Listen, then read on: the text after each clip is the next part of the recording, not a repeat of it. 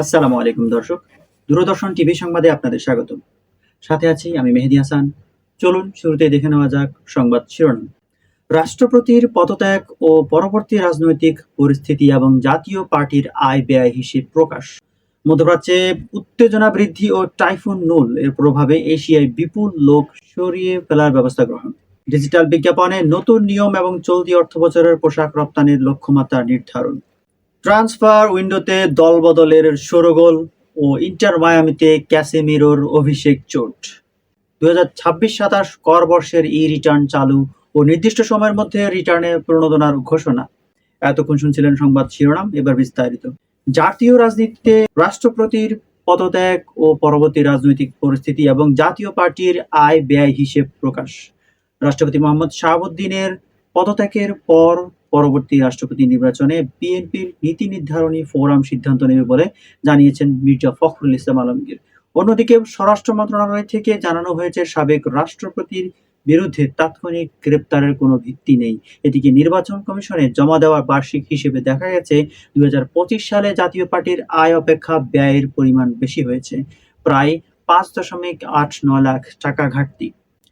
মধ্যপ্রাচ্যে উত্তেজনা বৃদ্ধি ও টাইফুন নুলের প্রভাবে এশিয়ায় বিপুল লোক সরিয়ে ফেলার সিদ্ধান্ত গ্রহণ। লোহিত সাগরের হামলায় বাড়ায় এবং সৌদি আরবের আকাশসীমায় রকেট লক্ষ্য করে ইয়েমেনের হুতিদের মিসাইল হানার পর মধ্যপ্রাচ্যে নতুন করে নিরাপত্তার সংখ্যা দেখা দিয়েছে।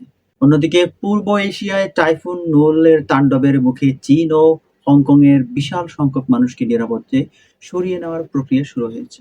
ডিজিটাল বিজ্ঞাপনে নতুন নিয়ম এবং চলতি অর্থবছরে পোশাক রপ্তানির লক্ষ্যমাত্রা নির্ধারণ। বাংলাদেশে ফেসবুক ও ইউটিউবের মতো বিদেশি প্ল্যাটফর্মগুলোতে নিবন্ধন ছাড়া ডিজিটাল বিজ্ঞাপন প্রচার নিষিদ্ধ করতে জাতীয় রাজস্ব বোর্ড ও বাণিজ্য মন্ত্রণালয় খসড়া নীতিমালা প্রকাশ করেছে।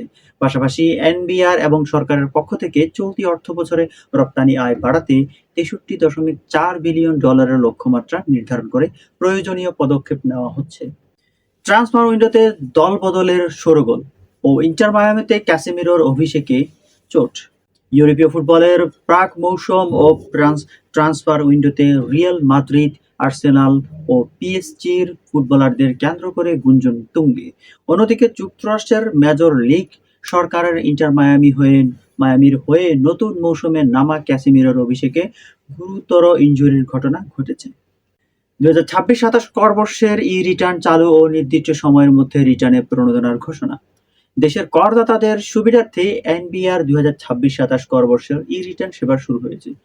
জাতীয় রাজস্ব বোর্ড জানিয়েছে, নির্ধারিত সময়ের জুলাই-সেপ্টেম্বরের মধ্যে অনলাইনে ট্যাক্স রিটার্ন জমা দিলে করদাতারা 5% কর সুবিধা প্রণোদনা পাবেন। দর্শক, এই ছিল আজকের মতো সংবাদ। এতক্ষণ আমাদের সাথে থাকার জন্য অসংখ্য ধন্যবাদ। আপনাদের সাথে ছিলাম আমি মেহেদী হাসান। পরবর্তী সংবাদ দেখার আমন্ত্রণ জানিয়ে এখানে শেষ করছি। দূরদর্শন টিভির সাথে থাকুন। আল্লাহ হাফেজ। আসসালামু আলাইকুম।